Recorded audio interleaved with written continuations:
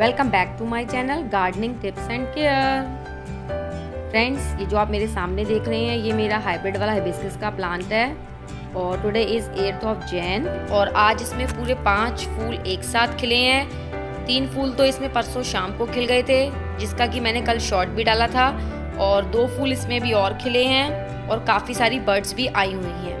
तो मेरे उस शॉट को देखकर मेरे पास 2-3 क्वेरीज आई थी कि हमारे हिबिस्कस में तो इस समय ब्लूमिंग नहीं हो रही है।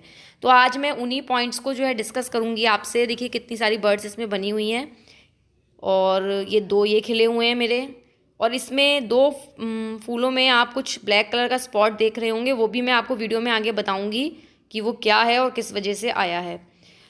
मतलब फूल अनहेल्दी नहीं है, वो कुछ मेरी ही गलती से आया है, वो मैं आपको आगे आने वाली वीडियो में बताऊंगी। तो फ्रेंड्स, इस समय मैं आपको कुछ बातें इसमें बताना चाहूँगी। पहली बात तो ये है कि हाइब्रिड वाले हिबिस्कस का टाइम है इस समय।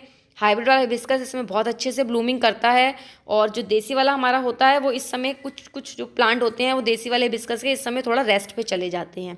तो अगर आपका हाइब्रिड वाला हिबिस्कस है और वो भी इस समय ब्लूमिंग नहीं कर रहा है तो आपके लिए ये वीडियो बहुत ही काम की है। तो फ्रेंड्स, सबसे पहले तो सनलाइट की बात करते हैं कि हिबिस्कस को बहुत ही ज़्यादा सनलाइट पसंद होती है। आप जितने ज़्यादा से ज़्यादा घंटे इसको सनलाइट प्रोवाइड करा सकते हैं कराइए। अगर आपने इसको ऐसी जगह पर रखा हुआ है जहाँ इसको प्रॉपर सनलाइट नहीं मिल रही है, यानी सिर्फ अगर 1-2 घंटे की सनलाइट मिल रही है तो आपका हिबिस्कस में बर्ड्स नहीं बनेंगी, क्योंकि किसी भी प्लांट में कलियों को बनाने के लिए सनलाइट बहुत ज़्यादा ज़रूरी होती है। जब उस पर सनलाइट पड़ती है तो उसके अंदर क्लोरोफिल का प्रोसेस भी बहुत अच्छे से होता है और प्लांट अपनी जो है आगे ग्रोथ भी अच्छे से करता है और उसमें कलियां वगैरह भी अच्छे से बनती हैं। हाँ, एक बार को अगर कली बन जाए और उसके बाद अगर आपने उसको ऐसी जगह रखा है जहाँ उसको कम धूप मिल रही है तो वो कलियां आपकी ओपन ज़रूर हो जाएंगी कम धूप में भी, बट पहले कलियों को बनने के लिए आपको उसको बहुत अच्छी धूप सनलाइट प्रोवाइड करानी पड़ेगी। मैंने इसको ऐसी जगह पे रखा हुआ है जहाँ इसको आराम से 5 से 6 घंटे की सनलाइट मिलती है। ये मेरा चाइनीज़ वाला हिबिस्कस है, देखिए ये भी बहुत अच्छे से ब्लूम कर रहा है। इसमें भी आज 3 फूल खिले हैं और बहुत सारी इसमें बर्ड्स भी बनी हुई हैं, आप देख सकते हैं। देखिए कितनी सारी बर्ड का ये एक बंच बना हुआ है, ये बंच इसमें बना हुआ है, ये बना हुआ है। देखिए इसमें काफ़ी सारी बर्ड्स बनी हुई हैं। ये वाला हाइब्रिड वाला हिबिस्कस मेरे प्लांट को कम से कम 2.5 साल हो गए हैं और चाइनीज़ वाला हिबिस्कस मैंने अभी 1.5-2 महीने पहले ही ऐड करा है। आई थिंक शायद 1-1.5 महीना ही हुआ होगा, 2 महीने भी नहीं हुए होंगे। तो आप देख सकते हैं इसमें कितनी सारी बर्ड्स बनी हुई हैं। तो सनलाइट मैंने आपको बता दी है फ्रेंड्स। देखिए ये बर्ड खिल जाएगी और एक ये मेरा येलो ऑरेंज वाला है, इसकी फ़ोटो में सामने स्क्रीन पे आ रही है, ये मेरा परसों खिला था। तो ये भी बहुत बड़े साइज़ का फूल खिलता है। सनलाइट मैंने आपको बता दी है फ्रेंड्स। अगर एक मेन रीज़न ये भी है, अगर आपके प्लांट को सनलाइट कम मिल रही है तो उसमें फ्लावरिंग नहीं होएगी। दूसरा पॉइंट है फ्रेंड्स, हमारे गुड़हल का जो पौधा होता है वो बहुत ही ज़्यादा हैवी फीडर होता है, तो उसको बहुत ज़्यादा जो है फर्टिलाइज़र की आवश्यकता होती है और कभी कभी हमारे प्लांट में कुछ जो है एलिमेंट्स की डेफिशिएंसी हो जाती है, जिसकी वजह से भी कभी जो है मैग्नीशियम की, कैल्शियम की, आयरन की, तो इसकी वजह से भी जो है आपका प्लांट बर्डिंग पर नहीं आ पाता है। और जब बर्ड नहीं बनेगी तो फ्लावर कहाँ से खिलेंगे। तो उसके लिए आपको अपने प्लांट को बहुत अच्छे से जो है फर्टिलाइज़ करना होगा। आपको इसको फॉस्फोरस भी देना होगा, आपको इसको पोटाश भी देना होगा जो हमारे कलियाँ खिलने में हेल्प करता है, और इसमें आपको जो है दूसरी एनपीके और डीएपी युक्त खाद भी देनी होगी। मैं सारे ऑर्गेनिक फर्टिलाइज़र ही यूज़ करती हूँ, मैं कुछ भी केमिकल यूज़ नहीं करती हूँ। सिर्फ फंजीसाइड पाउडर ज़रूर मैं यूज़ करती हूँ, उसके अलावा मैं सब कुछ ऑर्गेनिक ही यूज़ करती हूँ। मैंने अभी इसको दिसंबर में ही जो है अच्छी सी वर्मी कंपोस्ट और उसके साथ बोन मिल मिला के ऐड करी थी, और उसके ऐड करने के 1 हफ्ते बाद मैंने इसको जो है हर 3 से 4 दिन के गैप में पोटैटो फील वाला फर्टिलाइज़र दिया था, क्योंकि वो सबसे ईजी अवेलेबल फर्टिलाइज़र है। अब हम घर में किचन में आलू यूज़ करते ही हैं, उसके छिलकों को आप जो है कम से कम 5-6 घंटे के लिए डिप कर दें, और अगर आप पूरे 1 दिन के लिए कर सकते हैं तो वो और ज़्यादा अच्छा और पावरफुल थोड़ा सा बन जाता है। तो वो मैंने उसके बाद उस महीने में मैंने इसको कम से कम 3 बार वो पोटैटो फील फर्टिलाइज़र दिया था। फिर अभी मैंने जो है इसको जनवरी में लगभग 1-2 तारीख में मैंने इसको वो सरसों की खली और जो है गोबर की खाद का अच्छे तरीके से डीकम्पोस्ट करा हुआ 5 से 6 दिन तक भिगोने के बाद उसको, जब तक उसमें अच्छे से फर्मेंटेशन हो गया, वो वाला फर्टिलाइज़र मैंने इसको दिया है। और बीच में मैंने एक बार इसको बनाना पील फर्टिलाइज़र भी दिया था। तो आपने देखा मैंने इसको 1 मंथ के अंदर कितने सारे फर्टिलाइज़र दिए। 3 बार मैंने पोटैटो फील वाला फर्टिलाइज़र दिया, 1 बार मैंने अच्छे से वर्मी कंपोस्ट और बोन मिल ऐड करी, और उसके बाद मैंने इसके अंदर उसको मस्टर्ड केक और जो है काउडंग कंपोस्ट का फर्टिलाइज़र ऐड करा, और अब मैं जो है, अब मुझे 7 दिन हो गए हैं वो वाला फर्टिलाइज़र दिए हुए काउडंग और मस्टर्ड केक का। तो अब मैं इसको जो है कल बनाना पील फर्टिलाइज़र दूंगी, क्योंकि ये इतनी ज़्यादा फ्लावरिंग कर रहा है और इसमें बर्ड्स भी बहुत ज़्यादा बन रही हैं। तो आप समझ गए होंगे कि आप इसको कितने ज़्यादा फर्टिलाइज़र की आवश्यकता है। जब इसमें बर्ड्स मेरी कम बन रही थी, बहुत सिर्फ टिप पे दिख रही थी, तब भी मैंने इसको इतना फर्टिलाइज़र दिया है। तो उसका रिज़ल्ट आपके सामने है कि ये बहुत अच्छे से फ्लावरिंग कर रहा है। और मैंने इसको सनलाइट भी बहुत अच्छी प्रोवाइड करी है। मैंने इसको अपने बालकनी के उस कॉर्नर में रखा हुआ है जहाँ इसको सबसे ज़्यादा सनलाइट मिल सके, यानी सुबह मॉर्निंग की 8 बजे से लेकर इसको दोपहर के 1 बजे तक की सनलाइट आराम से मिल जाती है इस कॉर्नर पे।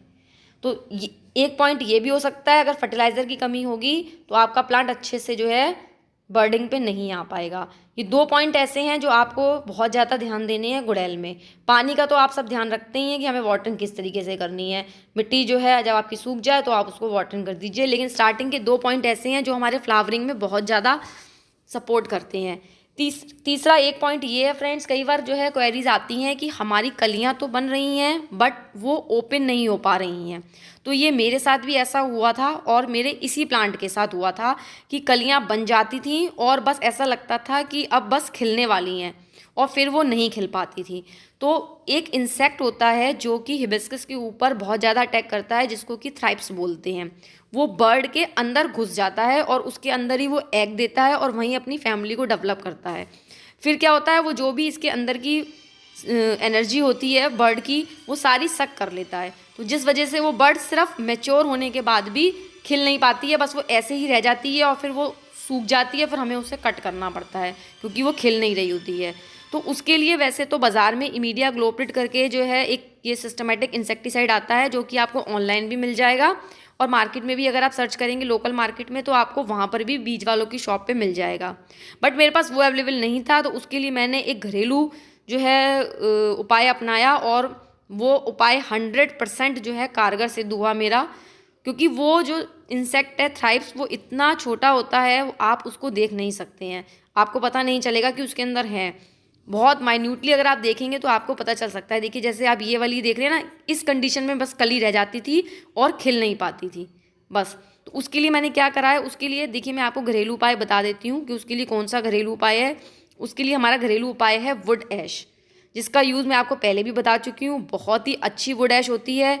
आप उसको जो है सॉइल पे भी थोड़ा सा कर सकते हैं। मैंने पत्तों पे भी 2-3 बार डाली है कि अगर कहीं पत्तों पर भी, लीव्स पे भी अगर वो कहीं चिपका बैठा है इंसेक्ट तो जो है वो चला जाए, या कोई भी इंसेक्ट बैठा है तो वो वहाँ से जो है चला जाए। तो उस वुड ऐश को मैंने, जो कली आधी सी खिल जाती है, उस आधी खिली कली के अंदर आपको बस एक जरा सी एक चुटकी राख इसके अंदर डाल देनी। जैसे ये कली आधी खिली हुई होती है ना और पूरी नहीं खिल पाती है, इसके अंदर आपको बस एक वो जरा सी एक चुटकी राख डाल देनी है। और उसके बाद आप देखेंगे कि अगर वो इंसेक्ट इसके अंदर है, अगर इसकी वजह से आपकी बर्ड नहीं खिल रही है, तो वो राख जो है एक बहुत अच्छा इंसेक्टिसाइड और फंजीसाइड है। वो उस इंसेक्ट को जो है मार देती है, उसके अंडे भी ख़त्म कर देती है और आपकी कली एक दिन बाद खिल जाएगी। बस आपको इतना सा काम ही करना है और मैंने भी यही किया है। बस मेरे से गलती ये हो गई कि वो राख मुझसे ज़रा सी ज़्यादा डल गई, जिसके जो स्पॉट जो हैं वो फ्लावर पर आ गए और मैंने उनको हाथ से हटाने की कोशिश करी तो वो और ज़्यादा जो है फैल गए। वो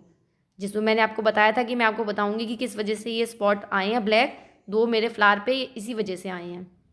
क्योंकि मेरी बर्ड भी काफ़ी दिन हो गए थे खिल नहीं पा रही थी, तो मुझे लगा कि शायद इस वजह से नहीं खिल रही होंगी। तो मैंने यही करा, एक चुटकी राख मैंने उसके अंदर डाल दी और जो है उसके बाद मैंने देखा कि 1-2 दिन बाद मेरे फ्लावर खिल गई। ये काम मैं पहले भी एक बार ट्राई कर चुकी हूँ और 1 बार या 2 बार ट्राई कर चुकी हूँ और दोनों बार मुझे रिजल्ट अच्छा मिला। ये अब की बार मैंने 3rd बार ट्राई किया है।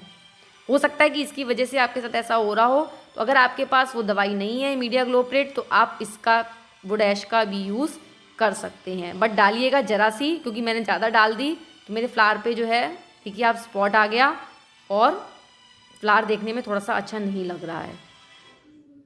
तो फ्रेंड्स आई होप कि आपको ये 2-3 पॉइंट समझ में आ गए होंगे। सनलाइट आपको अच्छे से प्रोवाइड करानी है, फर्टिलाइज़र आपको बहुत अच्छे से देना है, गुड़ैल के पौधे को आपको हर जो है वीकली लिक्विड फर्टिलाइज़र देना है और हर मंथ अच्छे से वर्मी कंपोस्ट और काउडंग कंपोस्ट और ये सब चीज़ें देनी है।